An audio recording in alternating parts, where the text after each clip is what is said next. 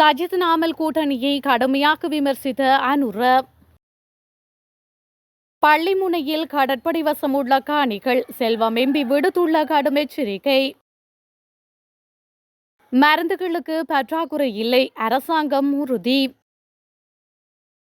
கருணாவை பிரித்த அரசியல்வாதிகள் சீர்குலைந்த தமிழ் தேசிய அரசியல், அனுர அரசாங்கம் வெளிப்படை. 2000 ஏவுகணைகள் தயார் நிலையில், கடைசி ஆயுதத்தை தொட்ட ஈரான், சிதறப்போகும் இஸ்ரேல். ஈரான் மீது சரமாரி தாக்குதல், பாதுகாப்பு அமைச்சக தலைமையகத்தை சிதைத்த இஸ்ரேல்.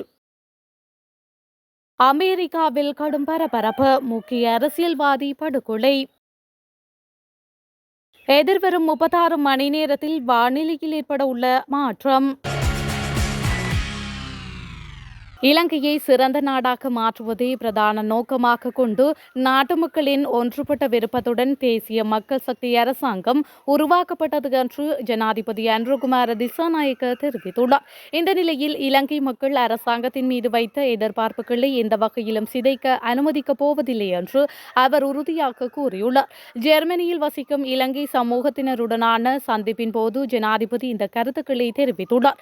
இலங்கையில் ஒரு புதிய அரசியல் கலாச்சாரம் தற்பொழுது நிறுவப்பட்டுள்ளது என்று ஜனாதிபதி இதன்போது குறிப்பிட்டுள்ளார். அத்துடன் முதல் முறையாக மக்களின் விருப்பமும் ஆட்சியாளர்களின் விருப்பமும் உள்ள ஒரு அரசாங்கம் உருவாக்கப்பட்டுள்ளது என்று அவர் மேலும் வலியுறுத்தியுள்ளார். எதிர்க்கட்சிகளின் ஒற்றுமை தேசிய நலனிலிருந்து அல்ல, மாறாக அவர்களின் சொந்த ஊழல், மோசடி மற்றும் குற்றங்களை மறைக்கும் விருப்பத்தில் இருந்து உருவாகின்றது என்பதை மறந்துவிடக் கூடாது என்று ஜனாதிபதி குறிப்பிட்டுள்ளார்.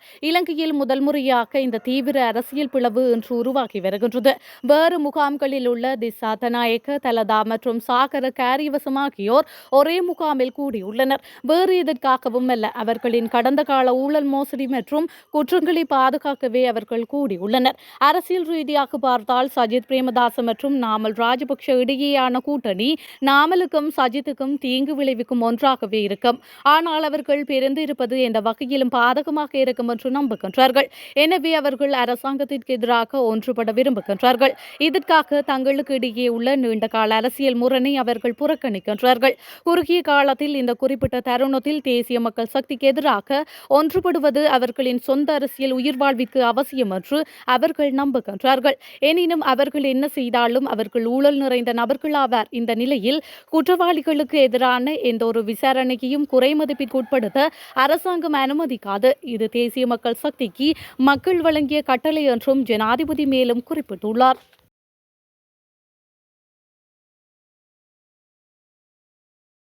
தமிழ் தேசிய பரப்பிலிருந்து ஓரங்கட்டப்பட்ட தரப்புடன் அதிகாரத்துக்காக கூட்டு சேர்வது சாக்கடை அரசியலாகும் என கடற்தொழில் அமைச்சர் ராமலிங்கம் சந்திரசேகர் தெரிவித்துள்ளார். யாழ் சாவகச்சேரியில் நேற்று நடைபெற்ற ஊடக சந்திப்பின் போது அவர் இவ்வாறு கூறியுள்ளார்.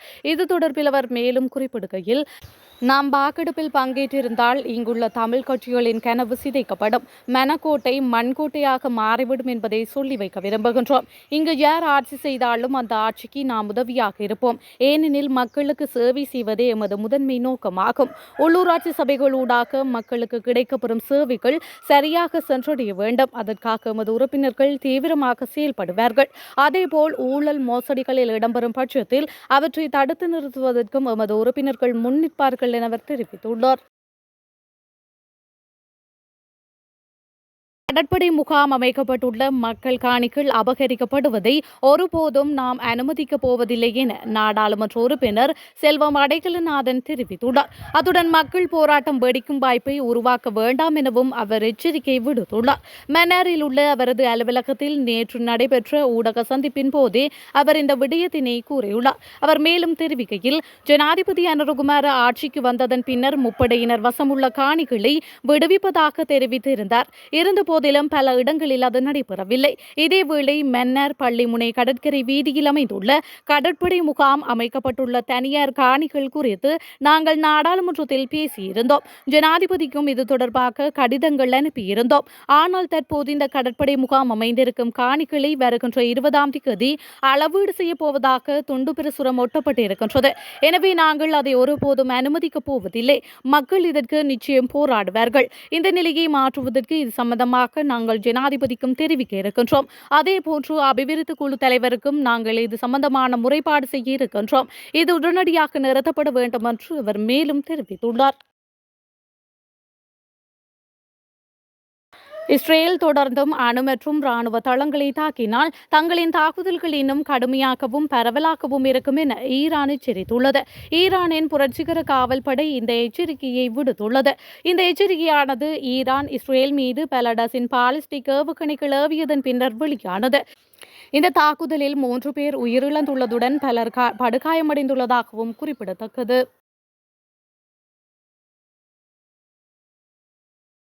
அரசு மருத்துவமனையில் பொதுவாக பரிந்துரைக்கப்படும் மருந்துகளுக்கு பற்றாக்குறை இல்லை என்று பிரதி சுகாதார அமைச்சர் கன்சக விஜயமுனி பொதுமக்களுக்கு உறுதியளித்துள்ளார். நாட்டில் தற்போது மருந்து பற்றாக்குறை நிலவுவதாக வெளியான செய்திகளுக்கு பதிலளிக்கும் வகையிலேயே அவர் இந்த உறுதிமொழியை வழங்கியுள்ளார். உயர் இரத்த அழுத்தம் மற்றும் நீரிழிவு போன்ற நிலைமைகளுக்கான அத்தியாவசிய மருந்துகள் இடையூறு இல்லாமல் கிடைக்கின்றன என்றும் அவர் தெளிவுபடுத்தியுள்ளார். இருப்பினும் சில மருந்துகள் தொடர்ச்சியான விநியோக சங்கிலி சிக்கல்களால் பாதிக்கப்பட்டு என்பதை அவர் ஒப்புக்கொண்டுள்ளார். இந்த இடையூறுகள் புதியவையல்ல, அவை பல ஆண்டுகளாக உள்ளன என்றும் அவர் கூறியுள்ளார். 2026 ஆண்டிற்குள் இந்த பிரச்சினையை முழுமையாக தீர்க்க தற்போது விரிவான நடவடிக்கைகள் செயல்படுத்தப்பட்டு வருவதாகவும் பிரதி சுகாதார அமைச்சர் கன்ஷிக விஜயமுனி தெரிவித்துள்ளார்.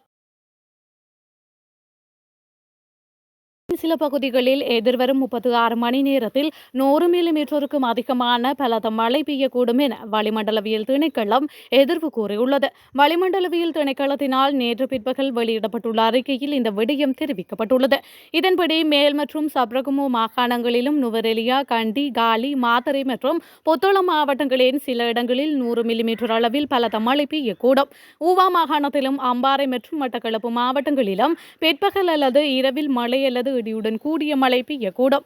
மத்திய மலைநாட்டின் மேற்கு சரிவுகளிலும் வடக்கு, வடமத்திய, சப்ரகமோ, வடமேல் மற்றும் தென்மேல் மாகாணங்களிலும் திருகோணமலை மாவட்டத்திலும் அவ்வப்போது மணத்தியாலத்திற்கு 50 தொடக்கம் 60 கிலோமீட்டர் வேகத்தில் பலத்த காற்று வீசக்கூடும். பலத்த காற்றினால் ஏற்படும் சேதங்களை குறைக்க போதுமான முன்னெச்சரிக்கை நடவடிக்கைகளை மேற்கொள்ளுமாறு பொதுமக்கள் கேட்டுக் கொள்ளப்படுகின்றார்கள்.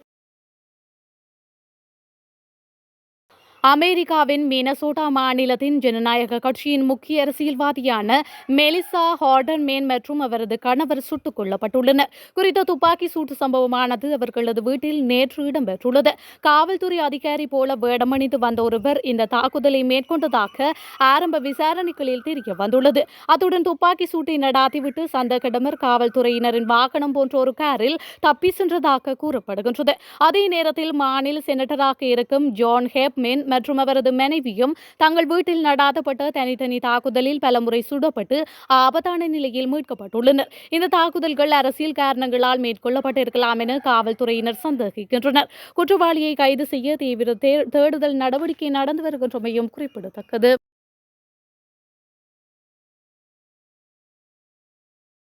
தெஹ்ரானில் உள்ள ஈரான் பாதுகாப்பு அமைச்சக தலைமையகத்தை இஸ்ரேல் குறிவைத்து தாக்குதல் நடாத்தியுள்ளதாக செய்திகள் வெளியாகியுள்ளன.